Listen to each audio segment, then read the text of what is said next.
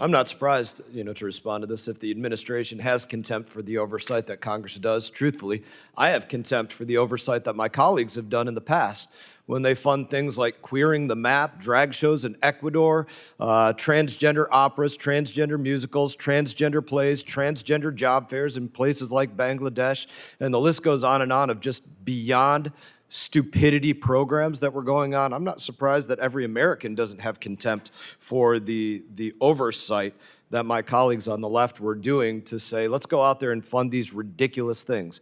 But what's going on right now, what's being worked on right now, there should be no contempt for. I want to thank our witnesses. I'm going to get to who they all are in just a couple of moments here. But I want to thank them for their work in this field.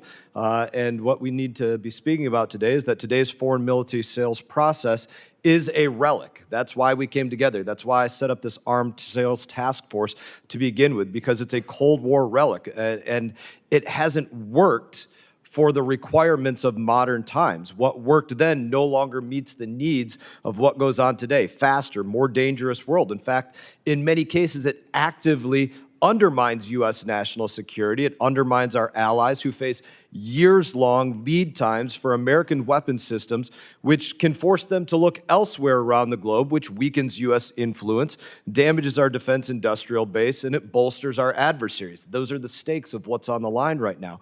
Our ability to put weapons in the hands of our allies is at its core about deterring aggression and, when needed, defeating our enemies.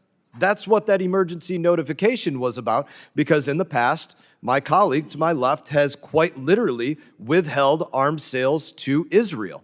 And that's something that in this moment has no business going on. I would argue in all of the other moments that this has gone on had no business going on whatsoever. And so it was important that this took place. But we were, in fact, directly notified about the sales that took place on March 6th, even though I'm sure I'll hear more of my colleagues say there was no notification and this never takes place.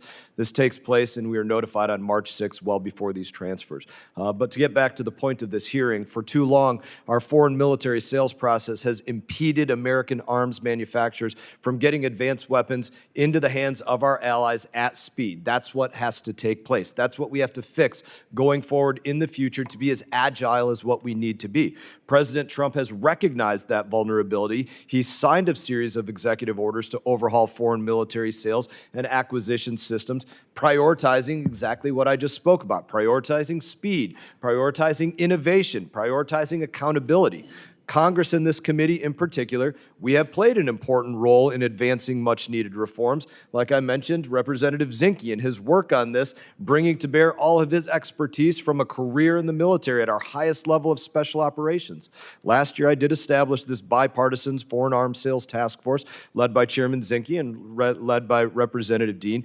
Because of that work, Congress codified several major reforms outlined in President Trump's April 2025 executive order. But there's still more work to do, and that's what we want to get to as well, codifying more of those executive orders. We are fortunate to have a president in office who understands the stakes and is taking the right steps to ensure America maintains its edge. And what's going on in Iran is a perfect example of that. We have had weakness for year after year, decade after decade, where Americans killed by the hand of Iran have never been avenged, have never been responded to say this takes place no longer. Until the first time when President Trump put Qasem Soleimani into about 5 separate pieces on the side of an Iraqi tarmac.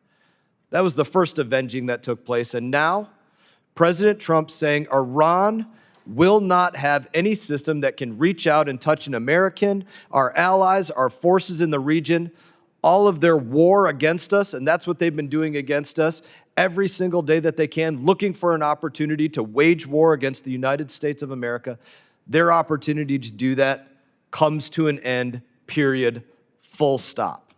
I thank President Trump for having that commitment to defend our country that nobody else has had the commitment to do to date. Again, I would say we are very fortunate to have a president who understands the stakes, is taking the right steps to ensure America maintains its edge.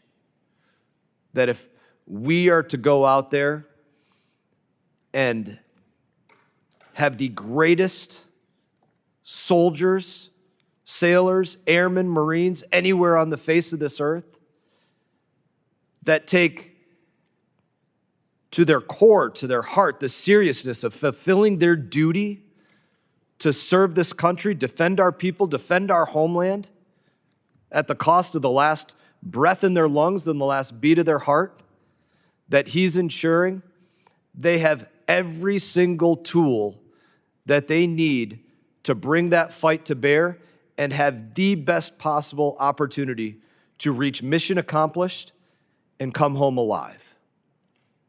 That is what he works for at a higher and harder and faster level than anybody has done before.